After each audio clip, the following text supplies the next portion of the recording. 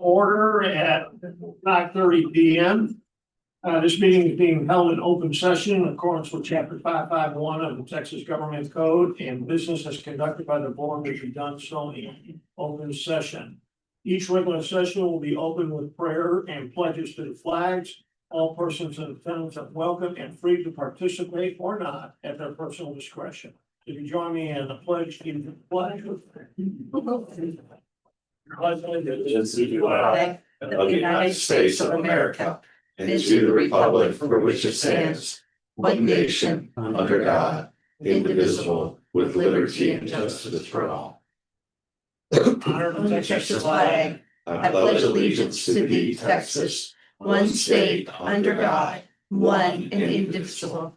Lord, we are meeting today to conduct matters of business, guide our hearts and minds in the spirit of fairness, right thought, and speech. Impart your supreme wisdom upon our meeting so that our discussions may reach a successful conclusion.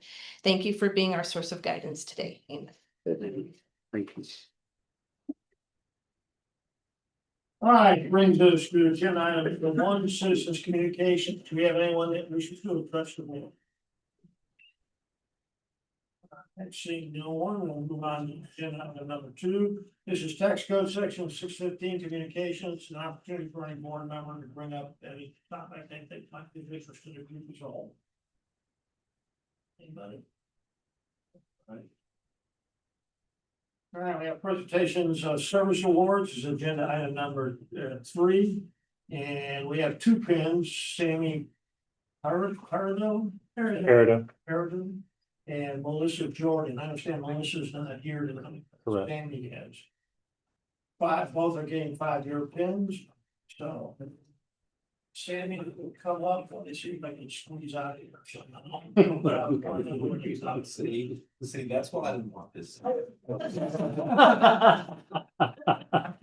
You're like Stewart or somebody weird. Well, first of all, let me say congratulations. Thank you for your 5 years of dedicated service to the CAD. It's much appreciated. Yeah, I'm just glad you're sticking around. Good to have you. Working for Booker and Tanner make it very easy to do so. I've seen this place go from having to be here to wanting to be here, and I enjoy coming to work every day. And that's big thanks to my managers. Well, let me continue the tradition. What's been your best moment? That's hard to say. I don't know. I guess taking the position of residential manager and being able to work with them to build a really good team. Super. And any bad days? You don't have to answer The that. fifth on that. Again, thank you very much for your service. Can I get a picture of you? Mr. Clapper. Get a picture of you guys together. Very nice. All right. Thank you.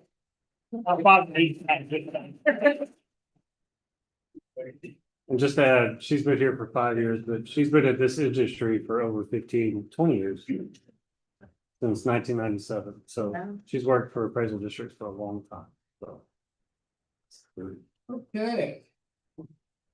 Good agenda item number 4, presentation of the 2025 financial audit by Armstrong Vaughn Associates. We are lucky Hello, enough Debbie. to have Miss Debbie here. Thank you, I don't Debbie. know how lucky, but I am here. Well, good afternoon. We actually had the audit or presented the audit to your management team the other day. Jeffrey and Pam, who skipped out. But it went really, obviously, it went really well, the audit. I would appreciate how quickly Pam is, that she responds to it. She's very quickly during the audit, and it's makes our job a lot easier. We did have 8 journal entries, which I always say anything under 10 is fantastic. So I'm very happy about that. So if you turn to page 1, I know you have a very heavy scheduled meeting, so I'm going to try to go very quickly. Page 1 basically is our audit opinion, and basically is after adjustments, your financial statements are fairly stated and materially correct. If you turn to page 11, This is your statement of net position. I'm gonna go over this because I see some new faces in the crowd. So the statement of net position is on a full accrual basis. The statement or the balance sheet is on a modified accrual basis. You budget on the modified accrual basis, and that's technically how you typically see your financials. They do not include on the modified basis, your fixed assets, your debt, compensated assets, nor your pension liability, deferred inflows and outflows. So it's a requirement, a governmental requirement that you present both. On page 11, your assets, total assets at the end of the year were 4,393,684. Of that, you had about 4.3 million in cash and investments. Your net pension asset, and I'm gonna point that number out here, and then hopefully you'll remember it as we go further. But 386,879. And then your deferred outflows of resources, this strictly relates to your TCDRS or your Texas County Retirement District System. And it is basically an asset that's amortized over a 7-year period. Your liabilities were 2,067,983. Of that, 1.6 million is prepaid during income. That's what you see as the unearned revenue in that line. Your deferred inflows of resources, this is basically liabilities that are still owed on your pension. And again, these are amortized over a 7-year period of 121,690. So your net position in capital assets, which is basically your assets minus your long-term liabilities that were used to pay for that asset, of 453,246, and then unrestricted of 2,345,137. I'm going to ask you to turn over to page 13. 13 is where your balance sheet starts. And again, this is on the basis fixed budget. So you're not going to see any fixed assets, no pension related items, compensated absences or debt. So at the end of the year, your total assets were 3,448,142. Again, the bulk of that 3.3 million, almost 3.3 million, is cash and investments. Your liabilities are 1,806,661. Again, that unearned revenue or prepaid jurisdiction income is 1.6 million. The fund balances that you have is 1,641,481. 487,224 is unassigned fund balance, and that's available for you to give back to the jurisdictions. The others are reserved for other purposes. I'm going to have you turn back to the back. It is page 34 and 35. This is the schedule of revenues, expenditures, and changes in fund balance. And again, this is on a modified accrual basis, and it shows what you've budgeted against. So you have two statements. You have a budgetary type, and this is the statement on the budgetary type, and then you have the regular statement. Page 34, your total revenues that you budgeted were 5,864,557. You actually brought in $5,903,300. $5,903,398 with a positive variance of 38,441 for your interest income and your other income. Your personnel services and related expenditures, you budgeted to spend $3,636,897. You actually spent $3,341,870. So you had a positive variance there of $295,027. Your operational supplies and expenditures, you budgeted $585,060, and you actually spent almost $506,000, resulting in almost an $80,000 positive budget. Your expenditures, For professional and other services are on page 35. You budgeted $1,556,000. You actually spent $1,445,000, leaving you with positive variance of $111,231. The data processing, you budgeted $16,000. You spent slightly over, or slightly under, sorry, $16,324, which was $276 under budget. Your capital outlay was $44,000 budgeted. You only spent $17,618. And then you had your notes payable of $26,000, spent slightly under three at $25,686. Your total budgeted expenditures were $5,351,948. And the total expenditures budgeted were almost 5.9 million. So you had a positive variance of 512,609. If you turn to page 36, this is where we reconcile basically the front of the statements to the budgetary basis. You had net income under the budgetary basis of $551,450. You had unbudgeted refund to jurisdiction of $600,000. And then your change in position was a negative $48,550. So your fund balance went from $1,690,031 down to $1,641,481. I would like to say you have a positive note if you remember that net position or total net pension asset that I pointed out of $386,879. I'll ask you to turn to page 37 and 38. These are not on the modified accrual statements. You do pay into TCDRS on a monthly basis. If you look at the last column, 2024, you'll see that you have an asset. If you look the fourth line up, so you're 104% funded. And if you look across the line, you've been over 89% funded for the last 10 years. There's not a lot of places that are funded over 100%. I have maybe 6 of everybody we audit. So I would say that's a positive note. And I don't have anything else. If you would have any questions, I'd be happy to answer them. Any questions from anyone? Always happy when you're awake, so. All right, well, thank you, Ms. Debbie. Appreciate the information. Thank you, Debbie. Pam, thank you. Okay. She's not here this evening, but I'll pass it. Yeah, please pass it on to her. I know she puts a little time and effort Yeah. into this. Absolutely. So tell her thank you. Yes, sir. All righty. Moving right along, let's go to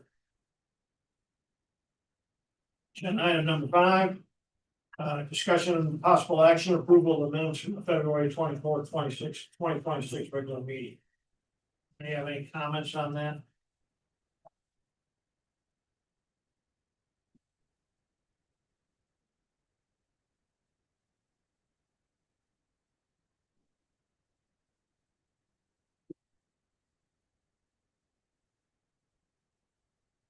And a motion to approve them?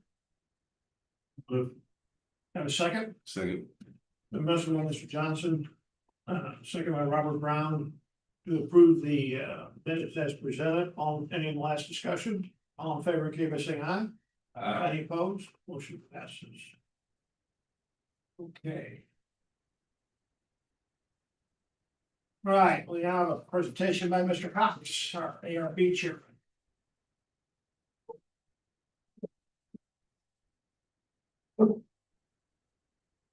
Good evening. I think the first thing I have on here is kind of an update on the protest season. I think this is included in your packet. The 2025 protest. The one thing that I'm most happy about is there's only about 70 cases that have not been resolved. Most of those are because of reschedules and the like. And a good number of those are for business property, business personal property. And it may be the same entity, but they can go back a number of years. They can go back as many as 5 years. So some of those I think will probably more than likely be resolved informally, and if not, we will get those when we resume hearings the week of May the 4th. You can see we had over 31,000 protests. The vast majority of those have been settled informally. You see over there, 17,757 over to the right were settled informally. Most people seem to be able to work that out when they come in and sit with an appraiser and go through the information that the appraisers have, present the data that they bring into the district, and come to some resolution for the protest. Those that don't settle there then immediately come on over and we hear them with the ARB. So that system seems to be working really well. I hope we can continue that. Yeah. With respect to the 2026, Tanner Jones just gave me some updated information. The one I think that's in your packet was as of a few days ago. At that time, there were 545 protests that had been filed. As of 45 minutes ago, there's 2,400 protests have been filed. So the lady's opening the mail and receiving them at the front counter. I'm afraid this could be on an exponential curve between now and May. Yes, and again, the deadline is May 15th, as Mr. Slippick just said. And I would expect this year that we will probably have a number very similar to that 31,000 we had last year. I'm always surprised at the number, and it may be bigger than that. Last year, I didn't think it would be 31,000, and I was wrong. I thought it would be less, but we take them all as they come.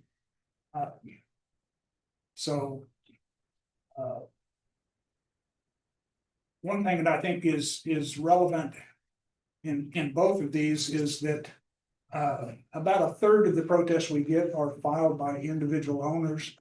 2/3 of them anyway are filed by agents on behalf of the owners.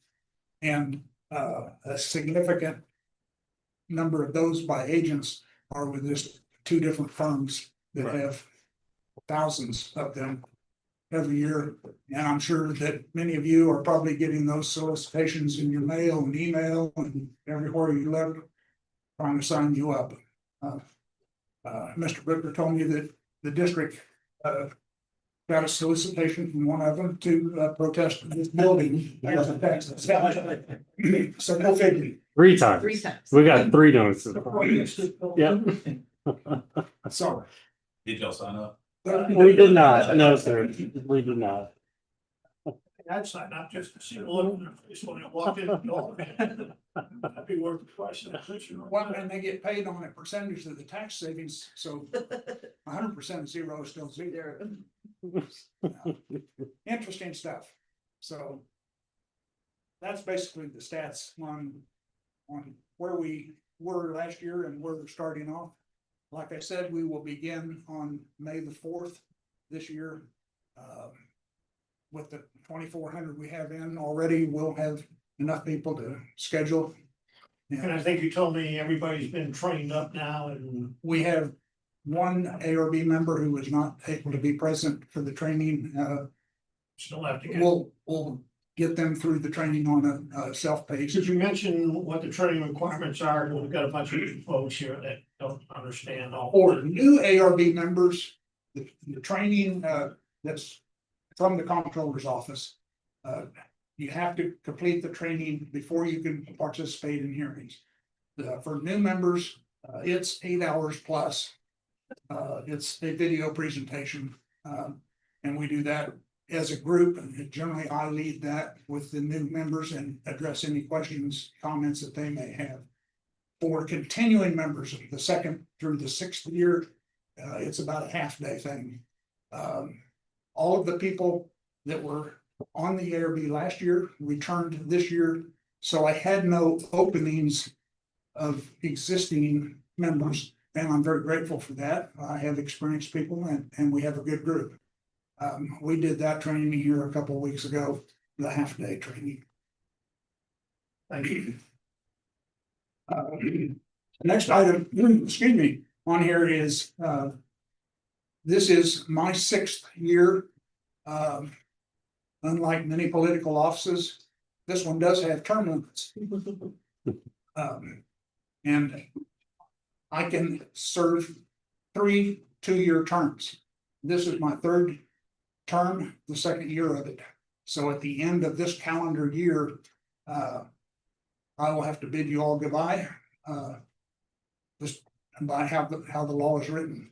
The same thing is true for Mr. Tobias, who is the secretary. But it's only the two of us that are term limited this year. So of the 16 people on the ARB right now, only the two of us are going. But the reason I bring that up is just to have the board think about it. I think it would be very helpful if at some time later, perhaps sometime this summer, the board could consider naming someone to be the chairman and be the secretary starting January 1 of 27. And that they can kind of shadow myself and Mr. Tobias to kind of be up to speed so that they won't just be thrown into it cold, which is how it happened with me 5 years ago. I think everybody else was asleep and took one step back. I was asleep. So here I was chairman. So I have been chairman for the last 5 years, and it's been a very good experience. But I would throw that out to ask the board to consider doing that sometime maybe in a summer meeting. I've also asked the existing board members to express interest, if they have it, in taking one of those positions. And I have heard from 3 current board members that they would like to be considered to be either the chairman or the secretary. And I can bring those names to the board, and y'all can do with that as you see fit. Well, I would encourage board members, if you get a chance, I know, most folks are working all the time, so it's hard. But if you haven't done an ARB yourself, come in and watch a few of them and take a look at what goes on. It's a little difficult because you never know who's gonna show up on any given day, so you may come waltzing in and maybe a really slow day and not much going on, which makes it difficult to fit into our busy schedules.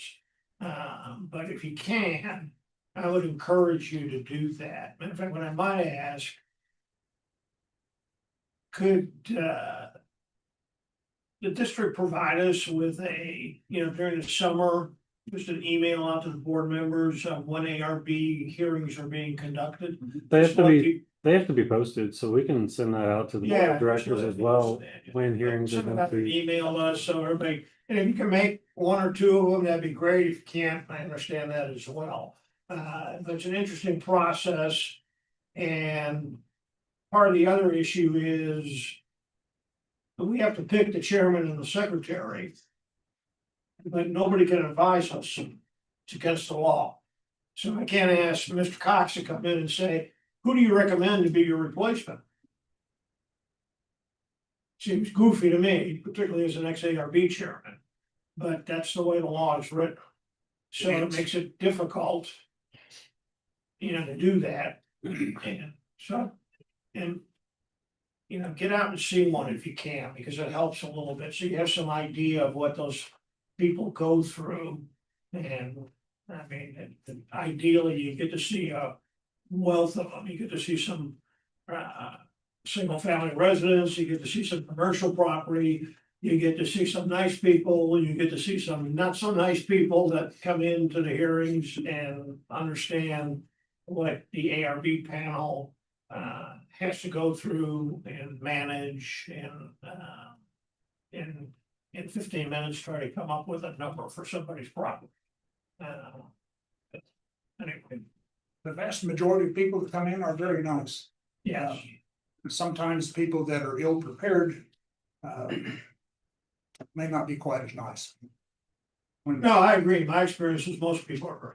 Yeah. But you do get a number of folks that come in that can be confrontational from the get-go and confrontational at the end if things don't go their way.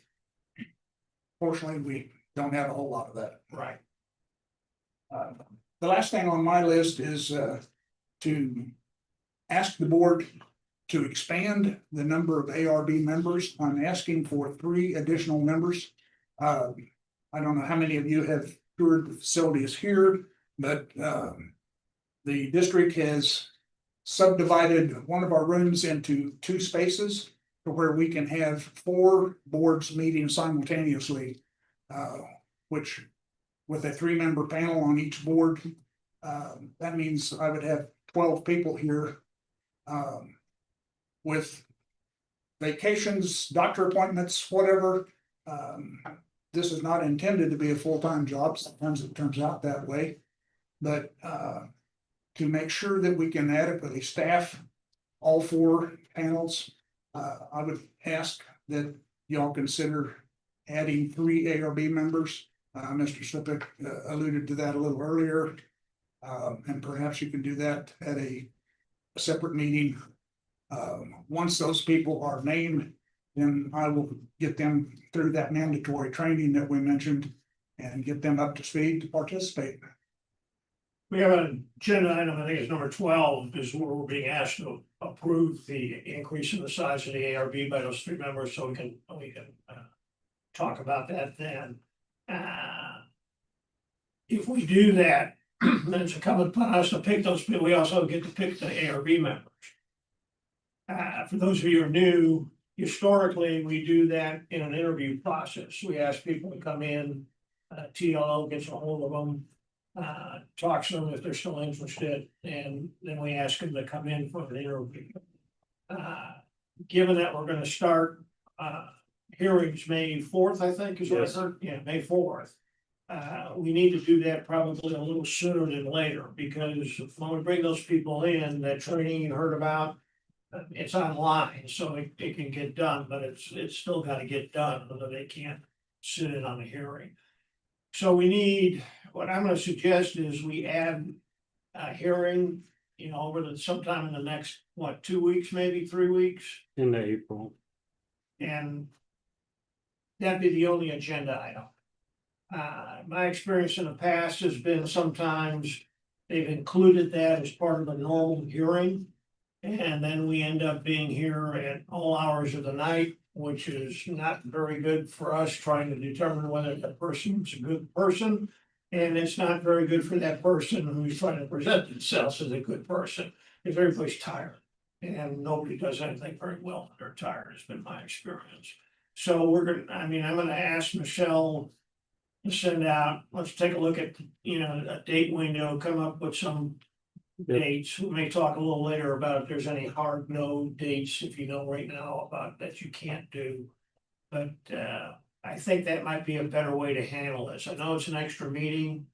But on the other hand, I think picking ARB members is a big important part of what we do here. And so I think an individual meeting might be appropriate, get it done. And from my viewpoint, even if you get that done like first week of May, would be sufficient, because early on we have just a little bit lighter schedule. So that really won't impact me adversely if we don't have them named. So that by first May two, the 4th. first 2 weeks of May then maybe? Yeah, Anytime, I would say anytime before May 15th, the deadline to protest. Cause once May 15th hits, we're gonna be swamped. Yeah. So everything before that just kind of trickles in a little bit, so. Okay, come up with some dates. Absolutely. Could you do that neat Yeah. thing with, Yeah, I can send it as like a survey of times that work Right. for you, so. and we'll see what we we'll take a shot at, see if we can come up with something that works for everybody. All right, anything else? Any other questions or comments for me? No, thank you very much. All right, thank you, sir. All right, it brings us to the chief appraiser's report. Yes, sir. So for 2026, we did send out our appraisal notices. Y'all probably have received those in the mail. Out of almost 123,000 properties, we sent out 93,881 notices to property owners. Total notices that went out were almost 115,000 if they had an agent. So we send out a lot of notices. That's if your value went up or if your taxable liability changed. So if you had a homestead cap and your tax liability went up because that 10% went up, that they were notified of that as well. So. And as Mr. Cox said, we've already started getting in the protest and we're up to 2,400 and we'll take care of them. So. I'm going to pull this up and I'm not going to go over it. And it's going to be hard for y'all, Mr. Alvarez, Mr. Miller, and Mr. Brown, but behind y'all, Michelle has worked diligently with our software vendor. We have changed our website. We have a whole dashboard now that's very easy for property owners to see and find out where they need to go, whether it's exemptions, open records requests. It's just very user friendly. The forms now, you don't have to read through a lot of information. You can kind of look at, if I'm looking for exemptions, we can come down here and do you want a homestead, disabled veteran, and it lists everything in that and it's collapsible. So it really has turned out very well. We've gotten some pretty good feedback. We're still tweaking it a little bit, but it's a very good improvement that we made with the website. So Great job. It's much easier. well, I know Mr. Couch uses it a lot too, so. Much easier. To back up, I got ahead of myself. On the notices in y'all's packet, y'all do have two sheets. One is by state category and one is by the entities we have, the larger entities that we have, which are going to be your cities, your counties, your schools. And it's going to show the percent difference between 25 certified adjusted and 2026 preliminary numbers. So each taxing jurisdiction as of right now has gone up in percentage. ComalAD County's right at 8.5%. City of Valverde's at 15.2%.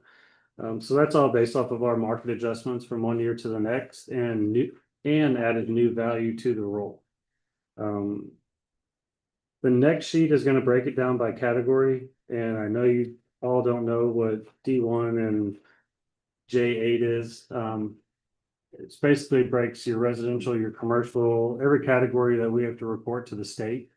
And it shows you the difference and the percent change from year to year from the preliminary to from the last certified total numbers. So. Do you know offhand how many accounts, how much that went up from last year to this year, if it did go up? Like new created accounts? Yeah, new, We grow about 3,000 per year. Parcels. Parcels, is that what you're talking Yeah, about? parcels. About 3,000 per year. So somewhere about 121,000 right now. I think, was it 122 and change? I think we're around 122 and change right now, so. I asked the chief appraiser to put this in, because I've always kind of found it a little strange that this was never really talked about in board meetings. At least that I attended historically. If people don't think it's, I thought it might be worthwhile for everybody to see what's going on with the numbers. Because I don't know about you, but when I'm out and about and people figure out that I'm on the appraisal district board, everybody wants to know what's going on with the numbers, are things going up or things going down, because everybody's got their preconceived notion based on wherever they live or whatever they're doing. So I hope you find it useful. If not, we won't do it anymore. But I thought it might be something of interest to you to see what's going on with all of that stuff. And if you've never looked at the report that they put out, the appraisal report that they sent out to the entities, there's a wealth of information in there if you are interested in that kind of stuff. Certainly if you're in the real estate business, the associated businesses that go along with that. I know, Stuart, you know, because you get a chance to look at all that. But it tells you all kinds of stuff. I mean, average values, median values, how much new property there was. And break out like you see here of all the different classes of buildings. They track a lot of different information. That, you know, people may find useful, I hope. And some of the information, for an example, if you look on the second sheet, category of residential inventory, it says there's a 97.5% reduction. Well, they have to apply for that every year. So we clear that out every year and it's reported in a different category. It's either going to be in category C or category A. So that number will change once we get the renditions in on what they do qualify for residential inventory. So some of the numbers can be a little deceiving, so. Any questions on that? What would the average overall from 26 to 25 is? Do some rough math. You have that number? I don't have it off the top of my head, no, sir. That's okay. So if I can add it all.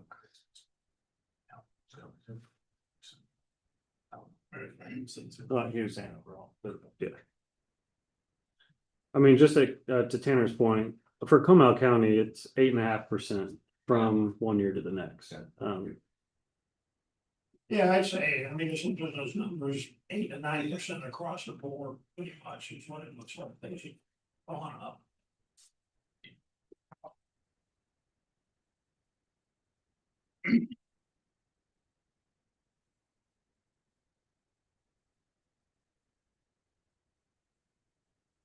We're good? Yeah, I think we're good. That's up to us.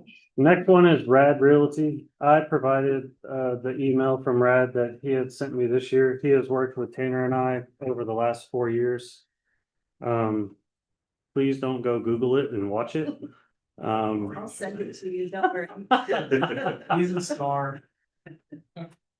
Brad is a really great guy and he likes to get information out to the public and he just wants the truth out there. And for 4 years, we've been doing this and he's been getting a very good response. And I just thought it was important for the board to see the relationship we have and the information we're getting out to everybody. And actually, I think Michelle saw now he's going to try to do something with Guadalupe as well, because, you know, NBISD, CISD going to Guadalupe County as well. So it's really good information. Like I said, don't watch it.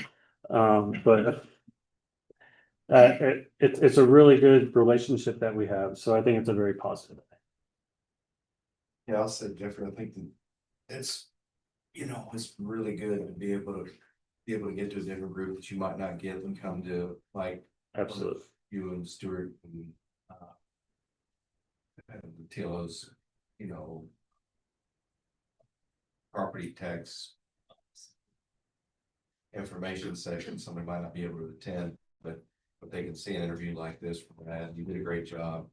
So commend you on that. And it was really good. I think it's easy reach to get a lot deeper into the folks that are actually paying taxes and let them know who we are here inside this building. So great job. What I really like about it is it's facts. It's not opinion based, it's just facts. And that's what we're getting out to the public. He's not trying to bait you to, you know, get somebody who just wants the information. Right. So Yeah, I don't think we can't, I mean, we can't do enough of this. I mean, most people have no idea how this system operates. I mean, you just talk to people out there. I mean, I'm sure you've all done it with your friends and neighbors. They have no earthly idea how the entire system, how that year works, how that timeline works, and how the individual pieces, parts work. I mean, what we do, what Stuart does over in the tax assessor collector's office, what the entities have to do with budgets. I mean, most people don't understand how this all ties together. And they have a lot of preconceived ideas that generally are not correct about how things get done and what happens. I mean, I'm glad to see the questions, because that's what I was driving. These kinds of questions are what I was driving at for the presentation to us, because this is the kind of stuff people want to know. And I assume you guys get asked some questions about it. Okay, anything else? Last thing I have, if everybody's still good, May 19th is our next board meeting. If everybody's still good with that. Until the ARB meeting. Yeah, and we'll figure that out between now and then. Other than that, that's all I have. All right, moving on then, agenda item number 8, discussion of the possible action to approve the 2025 financial audit. Anybody got any questions? That's what we heard Yes. earlier from just Debbie. And the district's recommendation is to approve as presented, so. I'll entertain a motion. So moved. A motion to approve the 2025 financial audit as presented. Do I have a second? Second. Second, okay. We have a motion and a second. Any discussion? All in favor indicate by saying aye. Aye. Any opposed? Motion passes.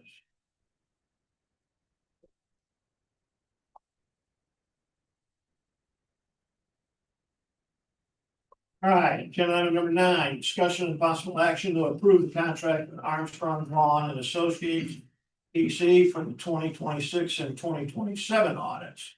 So that's to get this big lady to come back and talk to us, I guess. Yes, sir, it is, and it's for, like you said, for 26 and 27. On page 5, their contract fee ranges, their estimate is between 16.5 and 17.5. And those are the numbers that we have used to budget for, or for our preliminary 2027 budget. So I would recommend approval. Debbie has done a great job for the last few years, and we've gotten a lot of good information out of her. Has it gone up any? Is that they raised the price? Just slightly, not much. Any questions on this one? I'll move. We have a motion to approve the 2025 financial audit as presented. Second. I'm sorry. Let me move back here. Motion to approve the audit engagement letter from Armstrong, Vaughn and Associates for 2026 and 2027 financial audits as presented. I have a second. Second. Second by Mr. Brown. Any discussion? All in favor, keep by saying aye. Aye. Any opposed? Motion passes.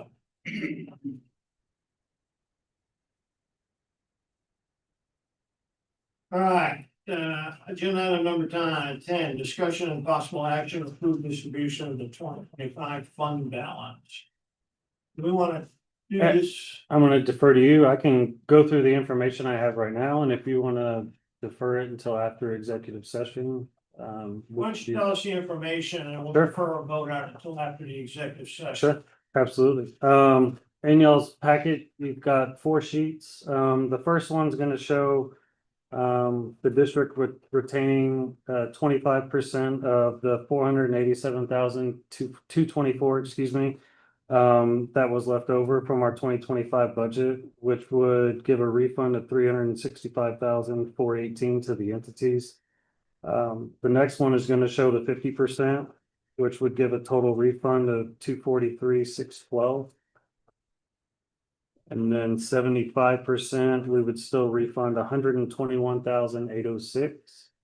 And then obviously, if we retained 100%, there would be no refund back to the entities. So it's kind of the breakdown. And Mr. Slepik, if you want to defer this until after executive session. Yeah, no, there's a bunch of stuff that all ties together here that we need to really kind of discuss some of it in executive session first before we come back and make any budgetary decisions. So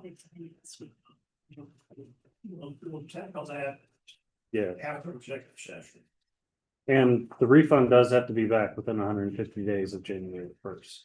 Right. So Well, I think we'll be able to make a decision. Make sure we understand the context of everything. Agenda item number 11, discussion and possible action approval of Werling Associates salary survey contract. okay. So after our last board meeting, district did reach out. We reached out to Comal County. We took Mr. Alvarez's advice on who they use with his organization, and we did get a contract from both of them. Anon is who the county uses. They were very expensive. And the time frame just didn't work out. Whirling and Associates, on page 7, it shows their pricing. The total price of the project is $8,000. And the district has the funds to do that, and if the contract is approved, they can have all of the work done within 3 weeks before our budget is approved by June 15th. I recommend, based off of the board's discussion at the last meeting, that we approve this and spend those funds and see what kind of data we get back. Any thoughts? Was the other firm, were they specialized in government employees? Like, why the difference in price? So ultimately, when I talked to both firms, the Werling Associates, they just basically have the mentality that they're going to do this data. They have a lot of it compiled. And we're only going to send out to about 6 appraisal districts, and then they're going to use already compiled data to compare our jobs and convert them. The other company is more just a kind of a menu selection. It's like, okay, well, you're gonna need these 2 sets of data. Those 2 sets of data are gonna be about $9,000 a piece. And then if you want anything else on top of that, job description conversion or anything like that, it's additional pricing on top of that. So, and it's just pricing structure. Okay, and that's the firm that the county uses though, right? A- And the A9, 9,000 and yes, sir. 9,000. Yes, sir. Yeah, And then you kind of a la carte your. yeah, your- yeah. Your one. This seems much more of just the Werling Associates. I keep on wanting to call it Stephen Werling Associates, but that's not what it is. That's just the guy's name. Right. But he just seems like he's got a lot of experience. He seems like he has a lot of already established models. So he's approaching it more from an efficiency standpoint, and rather than just that's what I took from it. Okay, and then you said they take like 6 other appraisal districts.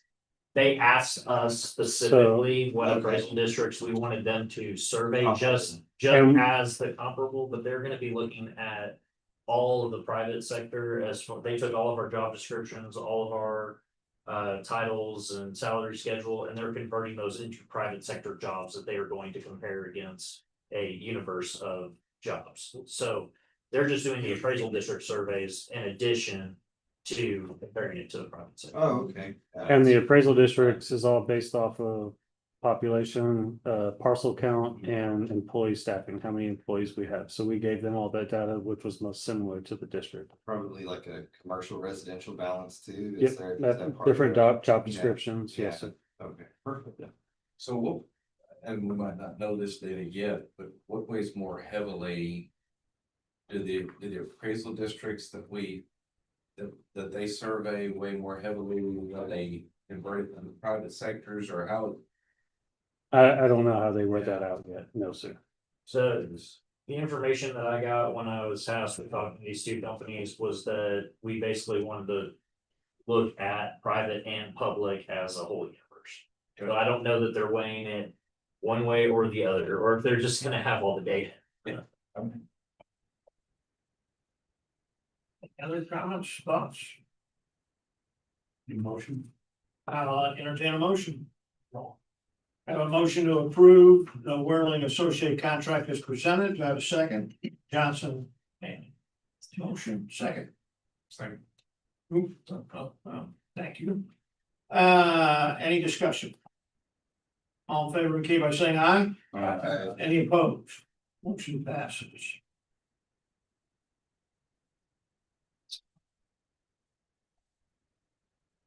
All right, agenda item number 12, this is the one about expanding the ARB by 3 members. Kind of talked about it before. Put words in your mouth. If I misspeak, tell me. The general idea here is we created an additional space back here to have another boardroom, so we're gonna run 4 panels instead of 3. Goal here is to get through this faster. I don't see a budget input or problem at this point, because we're still doing the same number of protests, so it's gonna take the same number of ARB hours. We're just gonna accomplish that in a compressed timeline, which is good for everybody, to try and meet our deadline of July 25th to get everything out to the entities. has no effect on the budget. I think it helps Mr. Cox schedule easier so we can fill those 4 panels. We're gonna go from 90 days down to 75 days. To your point, we're gonna spend the same amount of money just in a shorter amount of time. So The only question I would have is willing participants, I mean, is it easy to find these? Like, we have 16 today, you're going to 19, is it pretty easy to find? it's not super easy, but we do have, I think we have 6 applicants as of right now that are I waiting. think the TL told me Yeah. they got like 5 or 6 people. There are 8 applications, No, 8 up. Oh, there's 8 now? 8 applications that Kurt has reached out to these folks and confirmed that they are all still interested. They're all still in, yeah, okay. So that means we could have up to 8 people interview. And you may or may not wish to interview all of them. I don't know how, that's up to the board. Again, no input from the peanut gallery over here. All right, in that case, can I have a motion to either approve or disapprove? I make a motion to approve extending the appraisal district review board by 3 members. Sorry. It's okay, I got a motion. My question is, we got a pretty good number. Is it, we ever have someone we approve as an alternate? I mean, you could lose somebody. We have several alternates, yes, sir. And I think Mr. Cox mentioned this. Go ahead. I was gonna say, can you talk about, the alternate members and what do we call them, the main members, the voting members? We have voting members and we have auxiliary members. And they're all basically treated equally, but when it comes time for the board to vote on something, by having 7 voting members, if I have 4 of them here, I have a legal forum to hold a vote. And this will bring us up to 19. Yes, And I will still have only 7 voting members. Right. The others are auxiliary members, but the way they participate in everything, there is no difference between the 2. But I think you're worried, we've got 19 members to fill 12 seats on any given day. That's something, I think that's what maybe you're getting at.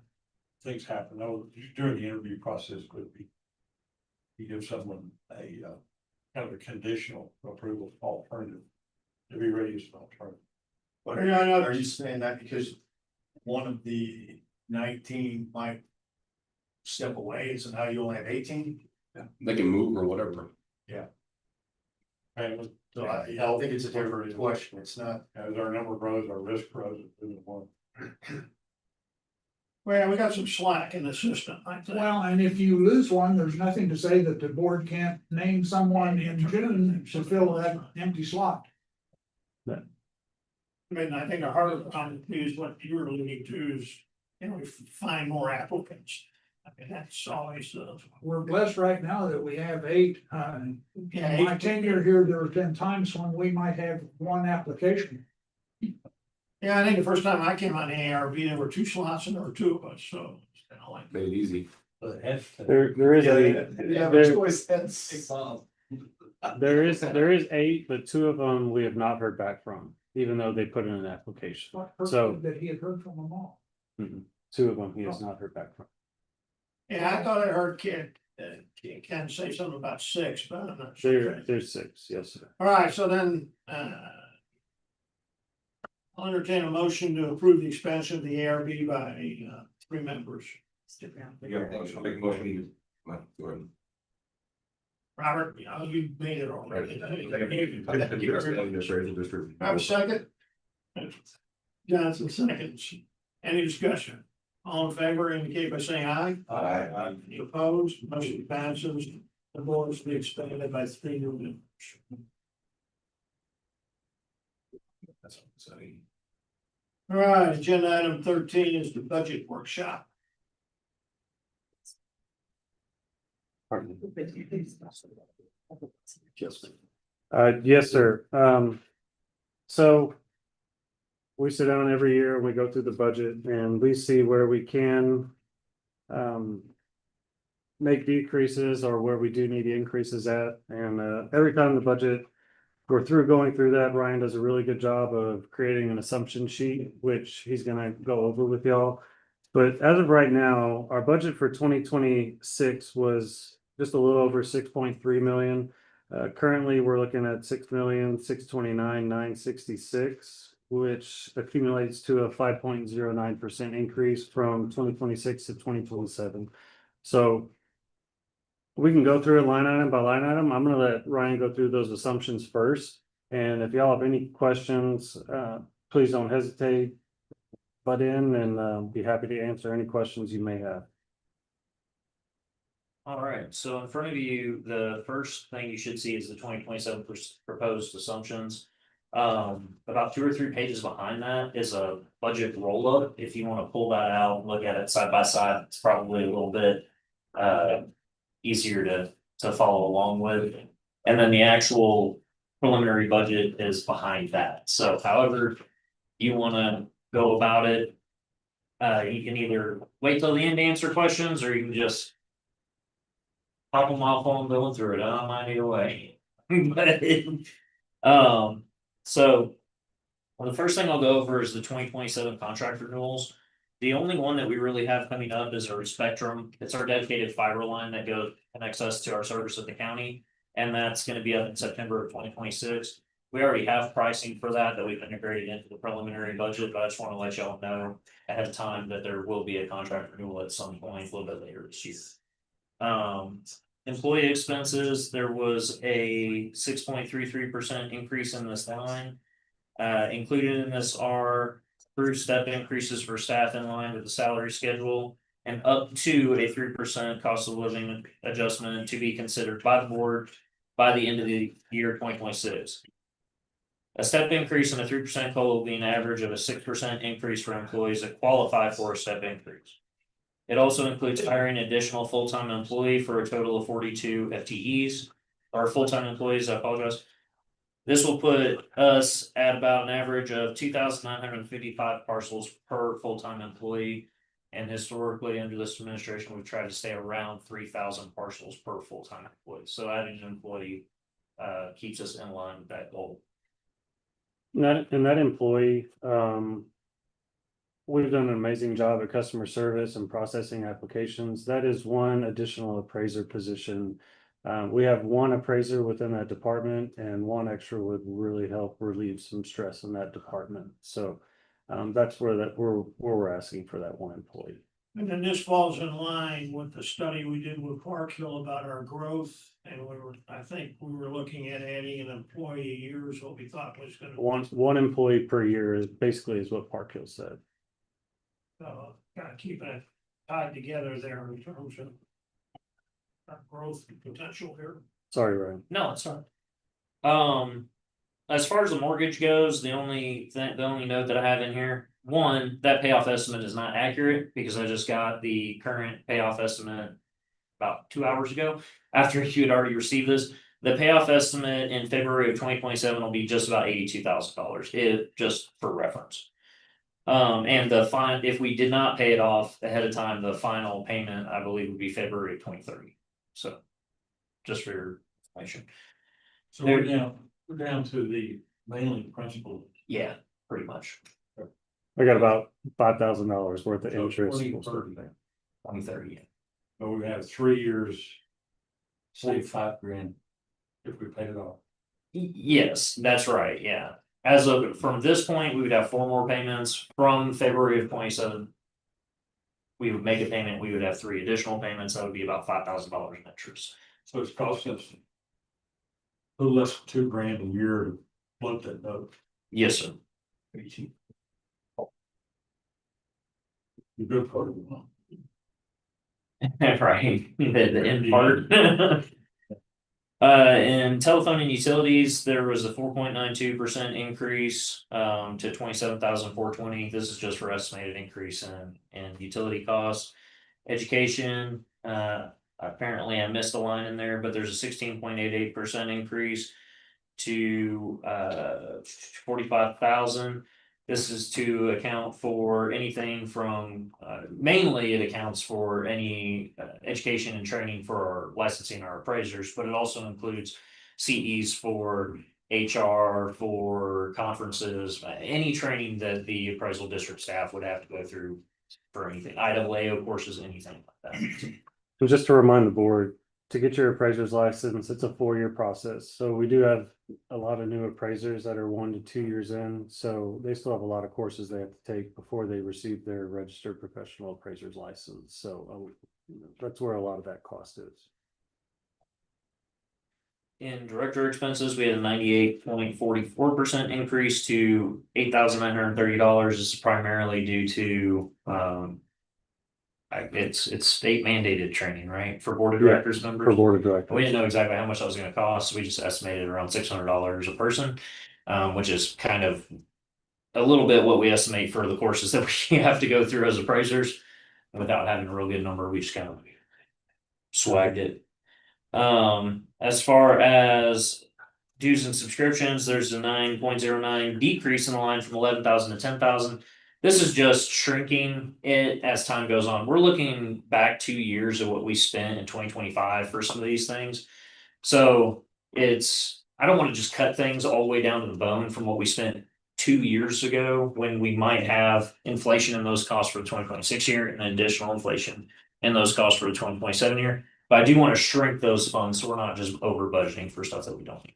In this case, this is a small amount, but that same concept, that same fundamental goes for other items in the budget as well through the planning process. Advertisements is staying static from 26 to 27. We do not see any reason we have to increase that at this time. Capital expenses, there's a 16.2% decrease in the line from 39.5 to 33,100. A big part of this is due to that in 2026, due to the auditor's recommendation, we changed the way that we're capitalizing assets. So we used to capitalize assets that was anything over $700. Now we only capitalize assets that are over $5,000. So things that would normally be budgeted in capital expenses are not being budgeted there anymore. They're more being budgeted in office supplies, which I'll go over when we get to the office supplies budget. There are a couple of things that are under $5,000 that the auditor still wants to capitalize regardless of whether we inventory them or not. And those are things like PCs. Or computers. So a little bit of inconsistency there, but Debbie's a genius, so I just kind of sometimes listen to what she recommends. And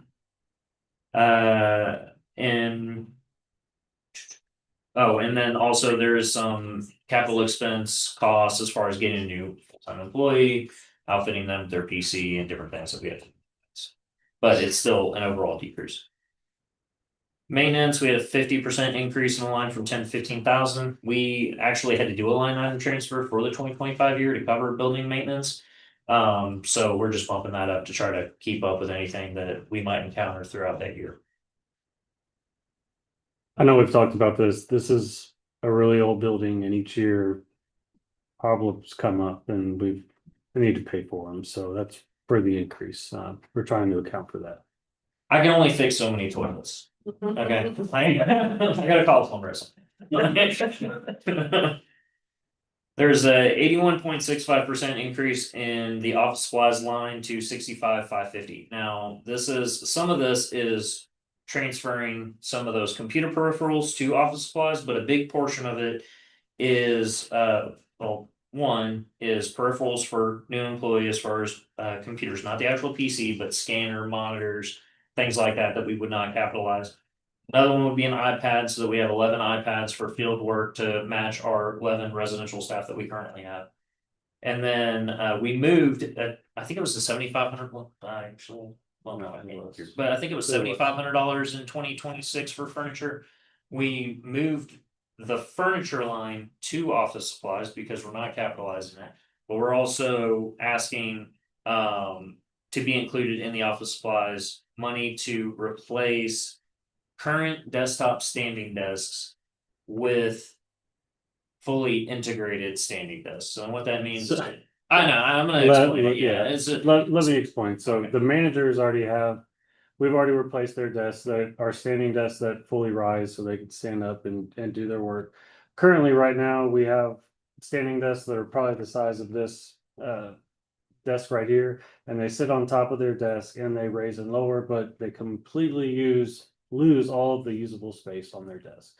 to write, to do anything. And this is all based off of accommodations that they receive from their doctors. So what's in here right now is to replace those and sell those off and get them standing desks where the desk actually rises, that we don't have to set something on top of their desks. So it'll be very more functional for the appraisers, our staff.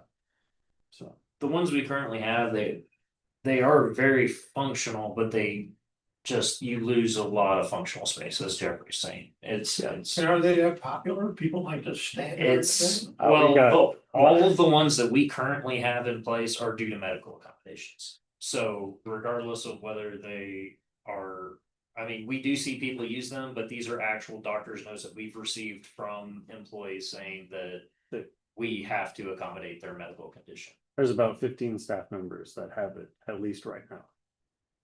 It's all the same thing. What is it? HIPAA. I don't think I can talk about that, but they have, Fake they have desks an or fake accommodation. doors? I mean, like it's all the same related issues, that why they all have to stand. It's probably. It's we, Do you want to respond to that? Like the worst posture. you can I would have. say I have keep- this problem too. I don't think. It's good to have the options. Yeah, I mean, this is like the worst position, and so I have to stand up. And I don't know if doctors know, but the board provides us with standing desks and all that stuff, so.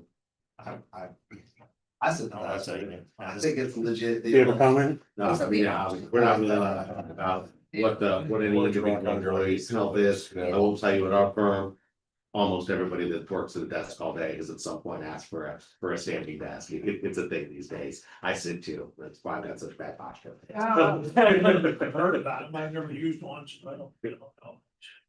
And the good thing about these desks, whatever happens with the building down the road, they are compatible or functional with our current cubicle systems. So transferring those over and reusing all that, it should be a That smooth was gonna be process. my question. Yeah. Looking at the Parkhill study and stuff, it seems like you might be able to be thoughtful going forward. Yes. If Yeah. you did do something along Yes, those lines. absolutely. right? yeah, these aren't built in or anything like that, but they are its own desk that can be disassembled or assembled. It's not integrated directly into the building or into the cubicle system or anything like that. But your auditors are recommending that you expense $22,000 worth of furniture. Oh, what they said is that we should not inventory anything that is under $5,000. But if it's. Well, it'd be individual. If it's an aggregate of desks that equal $22,000, it does not make sense to me to expense that, but. Yeah, I can. That was her recommendation. I can get a second opinion if you'd like. It's y'all's business, but it just doesn't sound right to me. I mean, typically, when you're talking about facilities and infrastructure and things like that, if you're aggregating them together, it's one project. You have different depreciation schedules that are spelled out in your budget. It doesn't make sense to me, but. If it doesn't impact y'all's financials in a big way, then I guess it's y'all's call. It just doesn't sound logical. It's the whole point of depreciation. I got you. No. If you reduce your overall expenses, therefore you would have a higher net income, but yeah, it doesn't make sense. Let me follow back up with her, but that was her recommendation as of now, but I don't mind asking her again and seeing what her thoughts are. Cause that's a good point. I mean, You're talking about a bunch of desks and computers that you're all buying at the same time. right. That have similar depreciation schedule. And the concern is like the difference between individual and aggregate. Yeah, they're saying $5,000, and so while a desk may be under $5,000 individual, if you do. That's right, if I buy one of them, it's $2,000, they're gonna say, hey, expense that, it's not worth depreciating. Yeah, but if you do 10 of those. If I'm buying 10 or 15 of them, it makes more sense. Yeah, so the question is, was that 5,000 meant for aggregate or individual? Sure. Yeah. Let me follow up and. No, that's fine.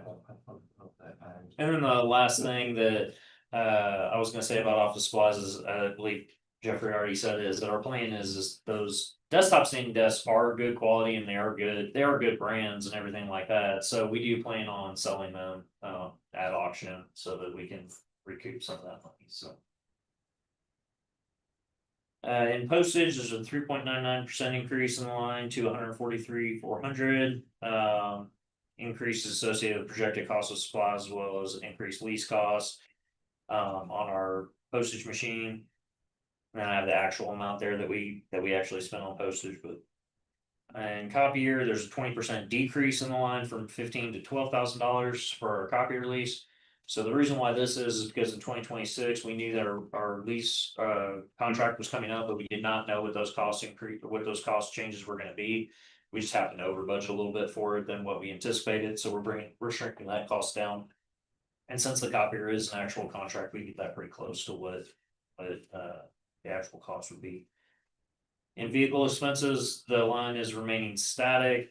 The 2025 actual amount that we spent was about 82.3% of that year's budget. Just as vehicles get older, we anticipate more maintenance and costs and things like that. So we're not reducing it, but we're not having to increase it. I see that in the future going up. Ryan, our oldest car is what, 2016, 2017. So, it's pushing 10 years, so there's wear and tear on them, and I expect that to go up, but I think as of now, we're gonna be okay. So, Do we have any kind of plan in place in terms of replacing vehicles? I mean, we can switch them out through the fleet process. But I mean, we would just have to trade them in and work through that process to do it. We don't have to answer your question, no, actually, but, I kind of got the. Generally speaking, for like the computers, we put them on a 6-year cycle, right? Because computers have a lower life and everything like that. So we put them on a 6-year cycle. We haven't established a current cycle. Obviously, next year our oldest vehicle will be 10 years old. The vehicles do have relatively low mileage on them. I think they range anywhere between 30 and maybe the highest one we have is around 45 or 50,000 miles. And that's not even the one that we bought in 2018, that was a 2017. It's one of the trucks, I believe, that we use for ag, that they have to go all over the county in crazy different directions. So whereas they are a bit older, they are relatively low mileage for their age. Yeah, I don't have a problem with old. I would just have a problem if you came in and, how many vehicles we got? 11? Nine. Nine? nine. I mean, I'd hate to come in and tell me that we need to replace all 9 vehicles. The hardest part with them, like Ryan said, isn't the mileage, it's the wear and tear on them. Back and forth to Austin, San Antonio, driving on these rough properties where we have to do field inspections, Yeah, a lot of car bottoming out, things like that, so. which maybe I just want to give some thought to. Sure. Like you do everything else, in a computer, how you're gonna replace things over time. So we don't necessarily get a huge budget hit all at once if we have to replace a bunch of vehicles. Sure. We can definitely look into that. For data processing, there's a 10% increase in the line to 30,800. The increase is just anticipated costs and cost of enterprise applications that don't include appraisal software. Enterprise applications are gonna be things like our office licenses, any cybersecurity software, QuickBooks, things like that. So we're just anticipating some cost increases. I'm actually going to skip over contract services and I'm just gonna come right back to it in just a second, just because there's a lot of individual lines in there. So if you flip that page over and you get to insurance and bonding, there's a 15.35% increase in the line to 38,874. It's just due to anticipated increases in insurance costs. The appraisal review board, there's a 12% increase in the line to 254,125. We're gonna be asking. Well, I don't know if we're gonna be asking, but I assume we're going to be asking for a $5 increase for ARB members as well as TLO members to keep in line with inflation. We're also asking for 3 additional ARB members to run a 4th panel during protest season, which y'all have already considered and approved for the 2026 year.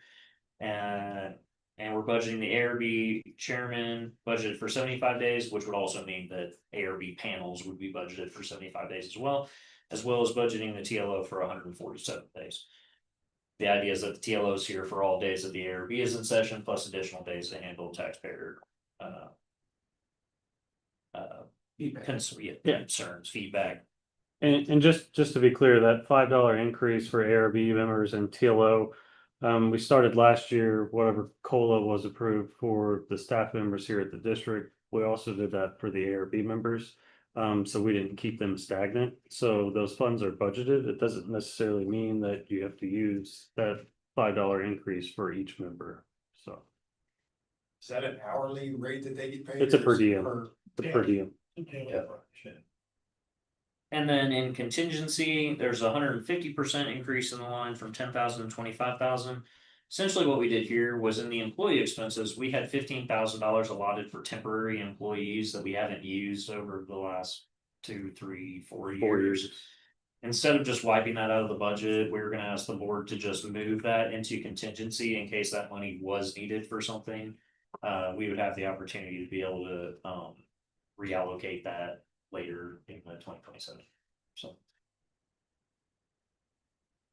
Flipping the page back over to contract services, and if you flip your roll up over, you have the contract services all broken down. So if you take this page and just flip the back. So for election, we are not required to have an election this year, so we have no money budgeted for it. The legal budget is remaining static for 2027 at $600,000. Our HR legal is. Can I touch Yeah, on yeah. that real quick? On legal, 2025, we used about 418,000 out of the 600,000 that we budgeted for. I did talk with Matthew this morning about it. Out of that 418 that we spent in 25, $90,000 of that was an expert witness for Schlitterbahn. So, and I guess my point is saying that I know we spent less, but you never know what's going to come up when we get sued or what we're going to have to tackle moving forward. So that's why that line item is staying stagnant. What's who the actual was? 418. 418, yes, sir. Roughly. And change, yeah. Sorry. No. HR legal, we're decreasing to 14,000. That's just due to shrinking and less need for a third party HR consultant as well as our HR attorney, which is usually a good sign. The audit is staying static at $20,000. So whereas the proposal did say 16,500, 17,500, there could be increased costs if the district chooses, or if there's any other Purchase of real estate or anything yeah. like that. Any other loans or anything can cause the audit to be a little bit more complicated. So we're just budgeting a little bit more in there. Appraisal services is increasing from 205,000 to 235,000, which is a 14.63% increase. It's partly due to anticipated cost increases in licensing. However, we're budgeting for an additional 4 licenses of CoStar. CoStar is a platform that we use to obtain sales and lease data. So we're wanting more of our staff to be able to access that data and to where they're not having to funnel through other people in the office to be able to look at sales data. So. Bank analysis fees are staying static, as well as janitor services, pest control, lawn care, security. Our cable connection, which is the one that had a contract renewal in September of 2026. However, as odd as it sounds, Spectrum or our fiber connection is one of the few things that over a 36-month contract period, as technology gets better, it actually gets cheaper. So, if we were to stay at the same bandwidth that we were, then it would actually be a little bit cheaper. But talking to Comal County IT as well as their data center professional that they have over there, they're recommending that we use the difference in cost to actually upgrade our bandwidth between the connection to our servers just for future growth. So we're not increasing the budget, but we are going to be getting additional bandwidth. So camera systems, there's a 6.67% increase to $320,000. The estimate from our vendor was $291,000, and we generally budget around a 10% buffer on that for any type of professional services that we may encounter during the year. This could be something like we have to do a database backup and we have to have our vendor come in and oversee that. It could be just anything that they would have to assist us with. So we budget a little bit more for that each year. Laser processing, that line is remaining static. That probably doesn't sound anything like what it's meant to be, but laser processing is basically all of our document creation, from appraisal notices through a vendor to basically any of that contract, high bulk mass document that has to be generated by a vendor and sent out. Printing, essentially. Wireless communications is a 19.75% increase to $23,950. Again, its increase is due to budgeting for licenses for all appraisers to have electronic signature capability. This is a big thing that we use during protest season. Because there's a lot of times where they'll do a informal, or they'll have a conversation or an email with somebody where they want to settle their account. And it's very convenient for them to be able to send a digital document and receive a digital signature instead of emailing it to them.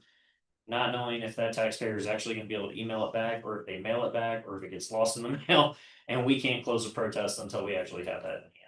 So it's, we've had 10 licenses for the past 5 years, At least. and we've had a lot of success with it, and we want to extend that to the rest of our customers, so.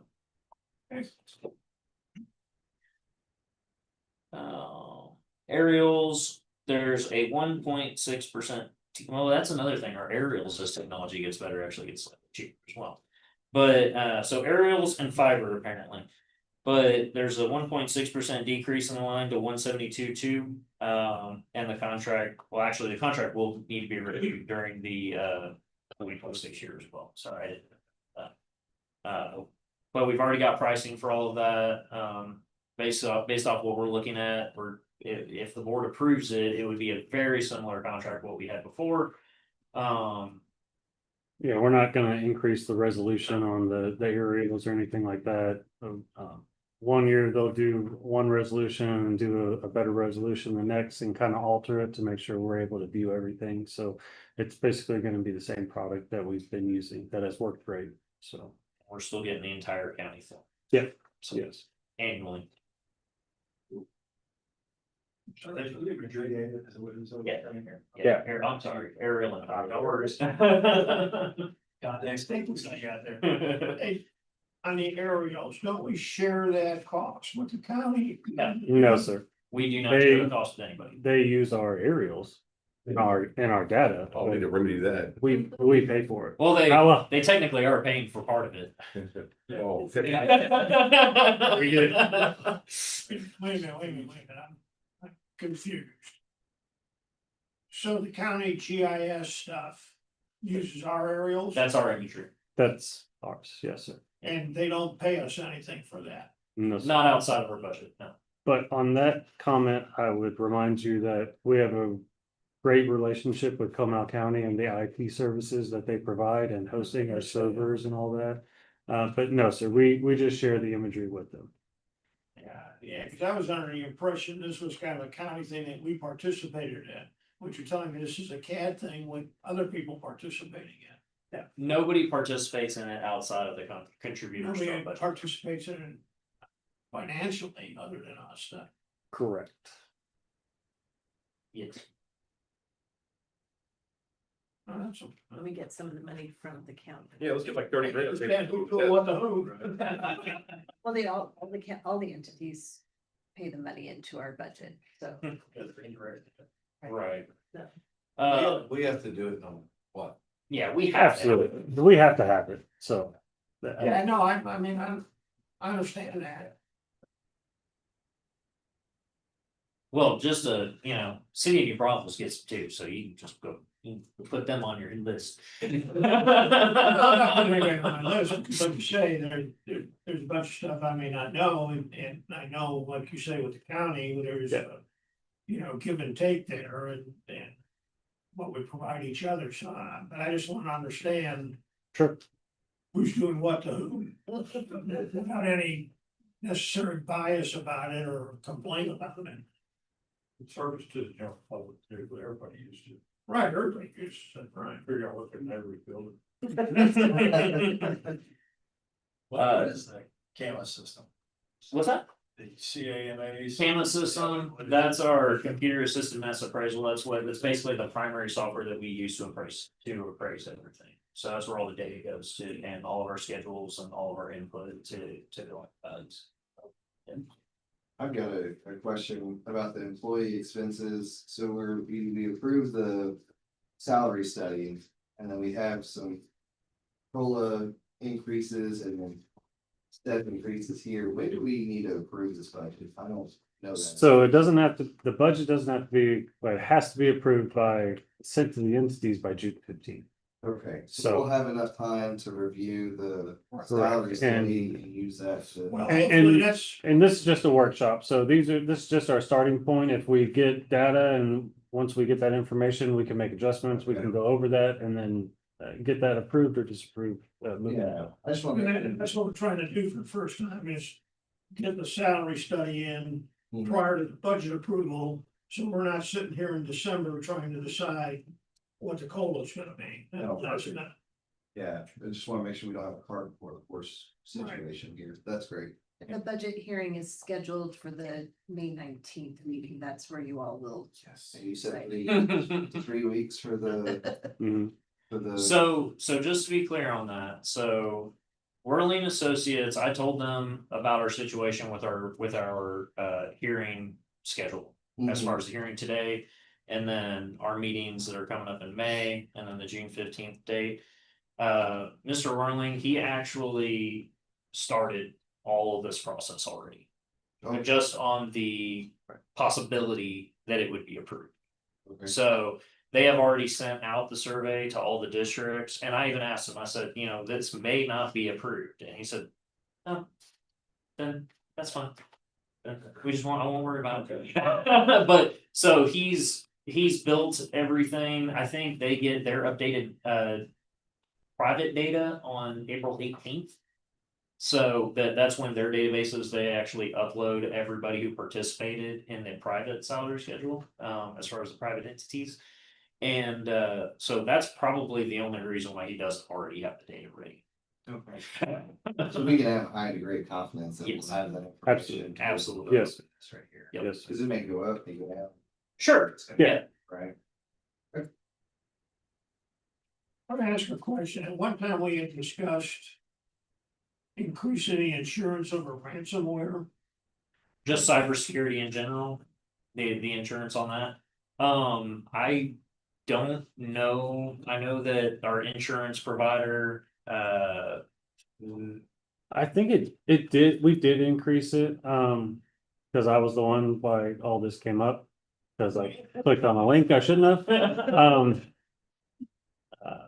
I'm pretty sure we did increase it already, and Okay. So it's already. it was 1 million, right? Yeah, we're up to 1 million on. So it's included in, already included in the Yeah. budget numbers. Yes.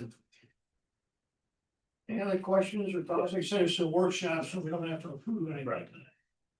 Any other questions?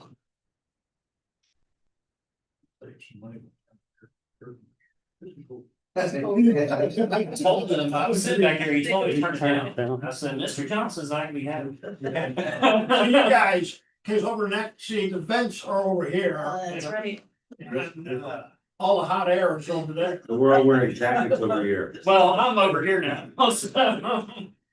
No, it is cold. If there's no other questions, the only other thing that I'll leave y'all with is that if you happen to be lying in bed reading this stuff and you come up with a question, jot it down. You can reach out to me at any time, or Jeffrey, I'm sure they're happy to answer them. It doesn't have to be at a budget workshop or in a meeting. Just don't point out any typos that I haven't. But other than that, if it's numbers, I'm more than happy to take the time to go over some more. If you want to run something and say, well, what would it look like if we did this? And so basically, The last time we talked about this, we talked about saving some money by doing. You said of us having separate. Yeah, that wasn't really an option. Yeah. We can't. Dumb idea. I didn't say that. when we inquired about it, it was not an option. I think it was a great idea. It's just not something we're able to do. Logical. I think. They do help us with a lot of it, and even our cybersecurity training and uploading all that documentation. But we still have to do it on our own. And so the other thing, you and I were talking about our contributions to the Texas. Yes, sir. Retirement System. So, going through the audit, y'all heard Debbie say that based off of her numbers, she feels we're 104% and change funded.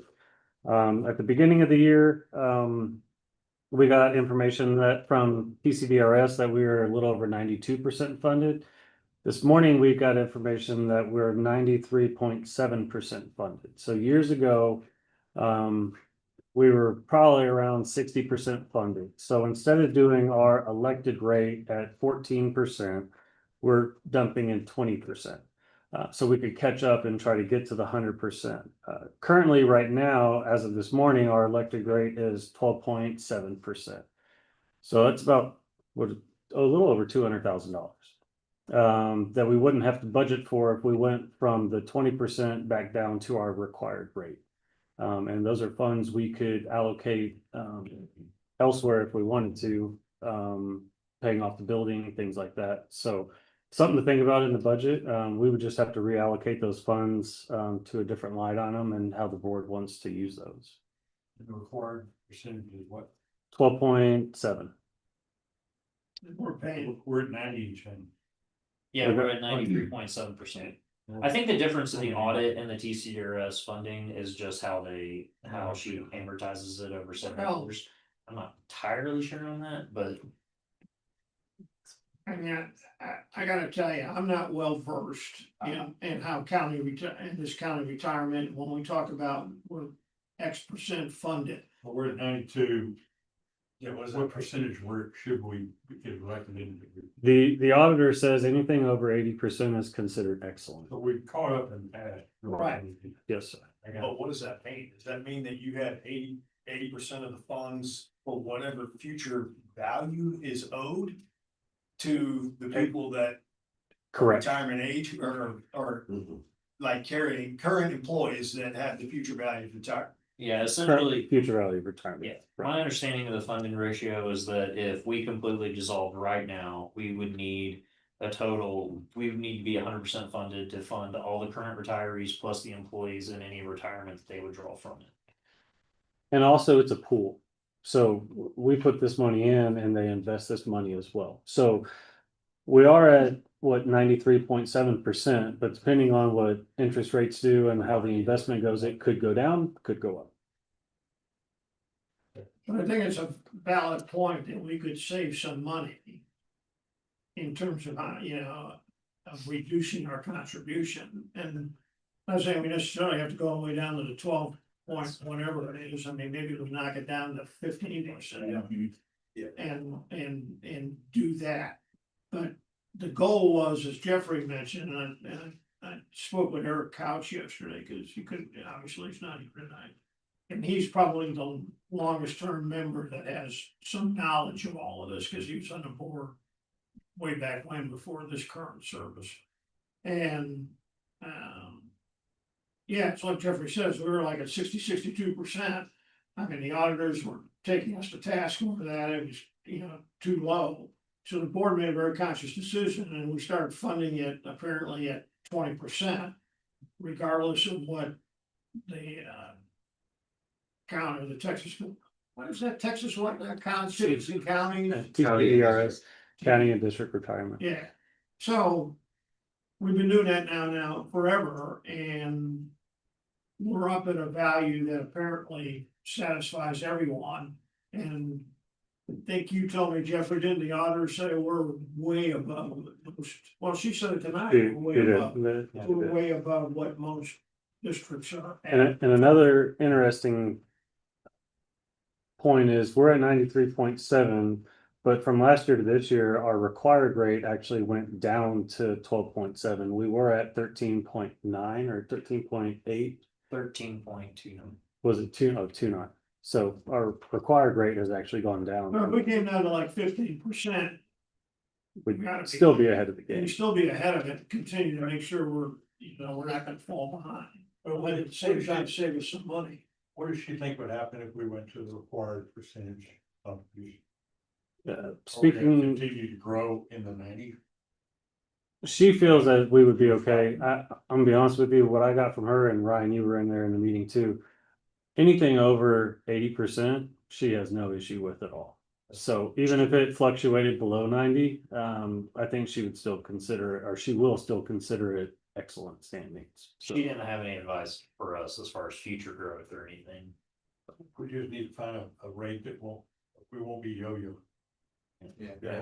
We were doing a sprint to catch up. We were obviously too low. Yeah. We're up there. So we can back off. How much can we back off to where we don't have to do another sprint in the future, right? Because we get behind. And this amount is like just the district pays this, or is this a percentage that comes out of the employee's check? So. 'Cause I'm like trying to compare it to like ERS, No, which is what I'm under. retirement. Required money, and I don't have. a Each choice. employee is required to, 7% of their paycheck goes into a retirement account. The Okay. district matches that at 250%. But then the district also has to put in a required rate. Okay. So, So the normal cost rate is actually 7% more than what the 12.7 is. Because that's contributed by the employees. So what's their max? Gonna go They like can only do 7%. 7%. So you match 250% up to 7%, right? correct. At the time of retirement. If they pull out their funds early, then there's no matching. Okay, that tracks. So anyway, I think it's something to think about and. You know, given all the things we've got coming up in the future here, I think it's something we should think about. And how much would that be at 20% down to 15%? What do you say the? Well, plus if we went to the 12.7, it'd be about a $207,000 savings that we could allocate somewhere else. I didn't know the number. Yeah, it's a pretty significant jump. Yeah. So I think it's definitely worth thinking about. I mean, what I'd ask the district, prior to our next meeting, whenever we gotta approve all this. Talk to the folks and see what seems to be a reasonable number that we could come down to. I mean, is it the current minimum? Or, taking Mr. Johnson's thoughts, that. We wanna probably continue to keep it growing a little bit, but not at the pace we're growing it. What is that number? Is it 15%, 16%, 12 point whatever percent? Right. I mean, I don't think any of us fully understand. Well, essentially, the required rate is the workup that TCDRS gives us, and if there were no market adjustments whatsoever, if the market just stayed. In a positive way where their estimates of growth are, we would hit 100%. Obviously, that's not the way the markets work every year, and they go up and down. So that's why the required rate can, like, if we stayed at the minimum required rate, our rate would go up or down every single year. Because we've been overfunding, our rate has traditionally gone down because we've always Because overfunded. we've overfunded enough to Right. make up any losses. Regardless of what the Regardless of market's. any losses. So I think there was like in 2020, I think everybody. I think it went down I think the rates went up for everybody. Well, anyway, take a look at it for us. Well, and even, one point that Debbie made in the audit, if you look back, the 7 years she looked at, we haven't been below 89%. Was it 7 years or 10 years? Anyways, It's been a while. 7 years, we have not been funded less than 89%. So we've been hovering right around 90 this whole time now. I'm still trying to figure out the question they're asking. Say 200,000 by dropping down 7 points, so it's like 30 grand a point that we're contributing in and we may not need. Right. Yes. We go to 12, I wouldn't want to start rolling back to 80. It's nice to have. We got underpaid overworked people. Well, We and have nice desks and we got a really good retirement. nice desks. Would you, and I'm sure we can work this up. I mean, would you like options where if we drop to 15%, what those savings would be, or if we drop to 14%, what those savings would be? Is that? My opinion would be, I don't wanna go through and nut on every percentage. I'd say take a look at rolling it back to the 12 point, whatever it is, the basic rate, minimum rate, and maybe 15%. Look Okay. at those two options. Anybody got any heartburn with that? Y'all have had the conversation with the auditor who brought this up about us being way ahead of where we need to be and all. So why don't you guys bring us a recommendation? Sure. Whatever. Yep, absolutely. We can definitely do that. Good. The great thing about this plan is that we adopt it every single year. So if we see, and these funded ratios are at least a year in arrears as well. So you have to look at that as well. But in 2027, we can come back, and if we see it dip a couple of percent points, we can always increase it back up to 20% or whatever the board desires to do at that time, but we can definitely come back with a recommendation in May. Is the retirement based, is it like a percentage based off of somebody's salary, or if you're contributing more, does that mean that they have more in retirement? How does You that? cannot contribute more. There's a 7% mandated Well, contribution they rate. can't, but Oh, we're like we're talking about 20%, Oh, I got 12%, you. 15%, right? I mean, Right. does that affect that, or is it based off their salary and a No, percentage? a year? it's 7% of what their salary is when we're pulling it out. yeah, that's all it is. If we fund more, if we fund the 20% instead of 13%, it doesn't affect employees' retirement whatsoever. But what is Is their that- retirement plan? Is their retirement plan basically like a defined benefits? Like. Yeah, that's what I max asked. So, salary okay, is so- for 5 years, so that's the- what they pay out over the percentage over the life, what is that? So their retirement is 7% mandated contribution with 7% guaranteed return rate every single year. And then at retirement, the district matches 250%. And then it's just whatever that would come out. They want to for. know what is their retired, how is their retired pay calculated? Well, it's based off of, So it's that percentage times the guaranteed 7%. growth, Okay. right? And then And our then you pay matching, 250%, whatever that value. correct. And then at the time of retirement, it's just based off of estimated life expectancy and age at retirement. Yeah, I they mean, build an annuity based off of Yeah, that amount, yeah. and then how old the person is, okay. sorry, I didn't. No, that was my question, yeah, I just. It's a defined There's- benefit, not defined contribution. There's 8 year, you have 8 years to be fully vested within the Yes, it retirement is program, defined and then you can retire after 20 years. Or your age plus your working years has to equal 75. Okay, The way I'm understanding is it's a bucket of money. Yeah. It's a pool. It's good. It's basically a pool. Yeah, because the money we're kicking in just keeps the pool afloat that Yeah. then provides That's right. money to Right. individual retirees. So the retirement guys, I still can't think, TCRS. TCRS has gotta, I mean, they've gotta stay financially stable, I guess, or available, because they're the ones that are actually paying out the retirement checks. And so the government agencies all have to kick in, and I guess what we're doing is just putting in our quote unquote fair share to keep that fund afloat so that the retirement system in general continues to function and has been set up to function. Well, and obviously our funded account is specifically going to be for our entity. I mean, we're not funding anybody else's account, obviously. It's just to show that in theory, if the appraisal district was to dissolve, how much money would we have to come up with to 100% fund our retirement to system? keep the retirement pool solvent, Yeah, right? exactly. Through the- Correct. What's your liability? Yeah, Yeah, that's the that's liability. exactly right. But I guess I wanna make sure I understand the plan, because Yeah. that's an open meeting, so if I have. In your career, if in your career you've put in 7% and matched guaranteed the 7%. Mhm. And that equals $100,000. Yes, So you're saying 250% of that's 250 grand, that the district is adding to it. they're adding that to the 150,000, to the To the 100,000, so that's now right. I have $350,000 total. Yes. That is you have that to do whatever you want with it.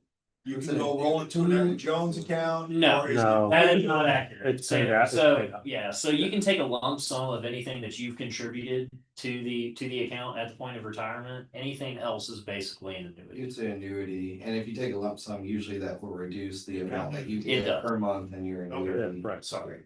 You know, I just plan.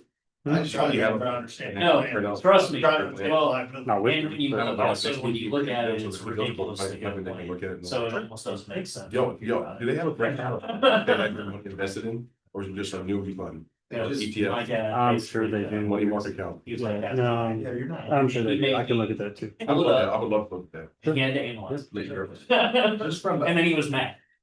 just from a fiscal responsibility standpoint, I just wanna make sure that if we're overfunding by 8% or 7%, that doesn't mean that the employees are getting an 8% or 7% bump. I No. Right. really No. appreciate everything that you do, but. Right. No, That is not. And that is not my understanding after getting the Right. clarification. right. Yeah, that's good. Yeah, 'cause it's a, semi-complicated subject, so. Everybody needs to kind of understand it as we go about making our decisions. How soon as the state watches us to make sure we're contributing enough in case we screw up and these people retire, they're gonna have to pay. Outside of our, No, well, we're gonna have entities to, would essentially have to pay them. we're gonna have to come up with those funds if we don't have the funds to pay out. The plan administrator, which is TCDRS, is requiring us to do a minimum contribution to make sure that that fund remains solvent. That's the Right? correct. By the saying if market goes down, we're gonna have to contribute more, right? Does that make sense? Right. The market goes up, we're required to contribute less, but we have contributed a static amount, which is 20%, because we were so far below, is my Correct. understanding, Yes. right? Yes. That's right, accurately understand that? It's gonna be the district's responsibility. Which is yeah. Interesting. I have one more question Mhm. regarding the budget stuff, and I think I know the answer. I just want to be sure. I was actually looking at this stuff in bed last night. Believe But it wasn't meant to poke me. at you. One thing I noticed on the salaries is that you have one appraiser that's making more than a senior appraiser, and I then saw that too. disparities all the way down. Are those like residential versus commercial, or are they like They different are. length of time and service and their steps Yep. according to the? Yep, I think you were here the last meeting, I wasn't. maybe not the last meeting, maybe it was the first meeting. I showed you the pay scale. Were you here at that one, our step I don't increase? think I was. So, That is- all of that plays I can send into this it. out to everybody, but that's the 2026 salary. All of it plays into it though. You know, when somebody's hired, we have criteria on our pay scale of where we would place them on a step, and then that's where that 3% step comes in from year to year. Right. If you have no experience and you start out fresh, yeah, you're gonna start all the way at the beginning. Yeah. But then there's a difference between residential appraisers and commercial appraisers where they could be on the same step, but they're gonna be on a different pay step increase, if that makes sense. Yeah, I just Different want- responsibilities for different appraisers. No, that's perfect, and that's what I assumed was Yeah. going on. I just had to ask a question, to make sure that the disparity in pay is based on a permissible reason. Yes, Right, and not a non. to your point, that's exactly why we have And that. so pay you scale. have a schedule that Yeah. people follow. Yes. Yes, sir. I'm satisfied with that. Oh, okay. Well, you can read it tonight if you want. Let's